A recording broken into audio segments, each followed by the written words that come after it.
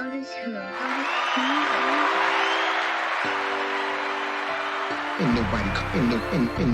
nobody coming to see you, Otis.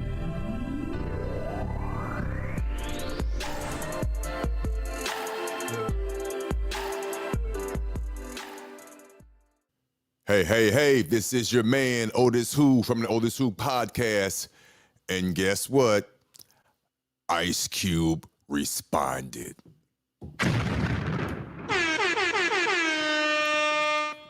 I'm not going to hold you.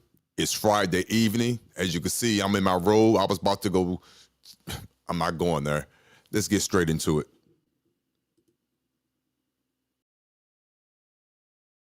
To address a few things, everybody been checking out the internet. My man Katt Williams.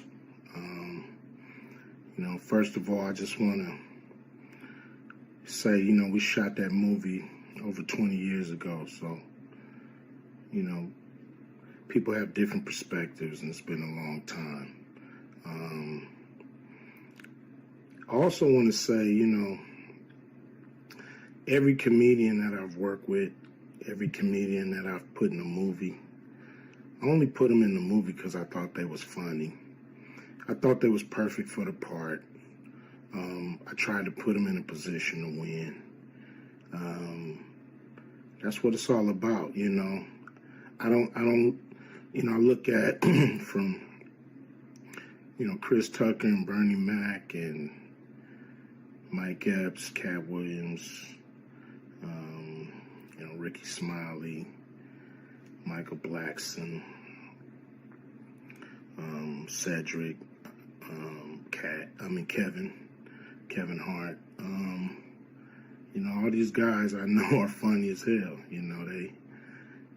I didn't discover them. They were doing their stand-up or doing their thing, and I knew that they were great and that they could act, and that if I have an opportunity, I was going to give them an opportunity. To me, that's what it's all about. As far as specific things, Katt was 100 on a few things. Most of what he was saying, a couple things, I just want to clarify. When we bring in a new, comedian, we do have them try out for different roles. So Ricky did give Money Mike a shot. But when we saw him and, we kind of saw how he moved and how he was, auditioning, we decided that he would be a better, Santa Claus, which was, to me, the perfect casting. When we saw Mike, damn, I call him Money Mike. When we saw Katt, when I saw him, I just knew that he was perfect for Money Mike. And, Katt,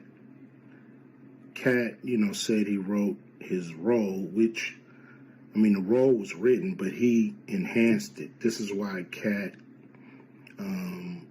was so dope in the movie.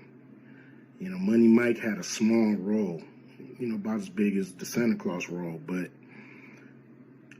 when we start filming, he was giving us such magic that we kept expanding his role and giving him more to do because he was on point. When we shoot these movies, for one, the scripts are fire, or they wouldn't even do it. The scripts are laugh out funny. But we shoot the script, but once we get what we need from the script, we let the comedians ad-lib, riff, play with the words, do their thing. We give them a take where they can, or 2, 3 takes where they can go off and do what they feel. Sometimes it makes the movie, sometimes it don't. When somebody gives you jewels, you want to try to make sure that makes the movie. So in the movie, there's second thing I want to clear up. It was never I would never shoot a rape scene in a movie, especially like Friday, where you actually see this happening on camera. That ain't my style. If you check out any of my movies, they not raunchy. We did a movie called Players Club where the subject matter was a little raunchy, but for the most part, even that, we left it to your imagination. So the only reason that kind of stuff is in the movie is because you have 3 villains in Friday After Next. You have Santa Claus stealing presents. You have Damon, just got out of prison, sweating Craig and Day for the rent money. And then you have Money Mike, a pimp that treats his woman, like a property. So Craig is always fighting the villains in the movie, from the Joker Brothers to Debo. And so we already had Craig fighting Santa Claus. And the only real way to get rid of the other 2 villains was to have them go against each other. And the plier joke was always in the script, it was never, we would never ever show that, that's not my style if you look at any of my movies. So, that was never a discussion, we,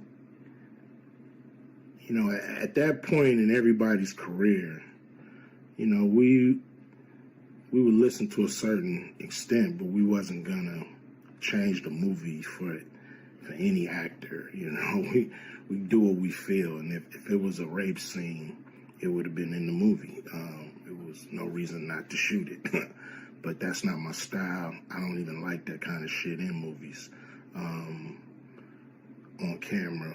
And so, that was, to me, a little discrepancy there. Katt, he wrote a lot of his part because, like I said, he was giving us jewels, so we were keeping the camera rolling. He was coming off the dome. He was coming prepared every day to steal the show. That was his mission. And, that's what he did, with the movie. And it launched his career, And I'm proud of the movie. I'm proud of all the guys who've, come through, a Q Vision production and went on to do bigger and better things.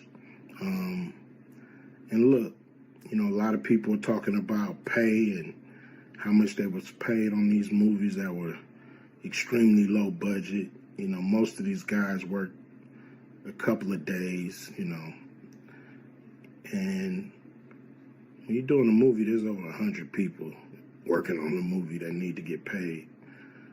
Most of them got to get paid every day.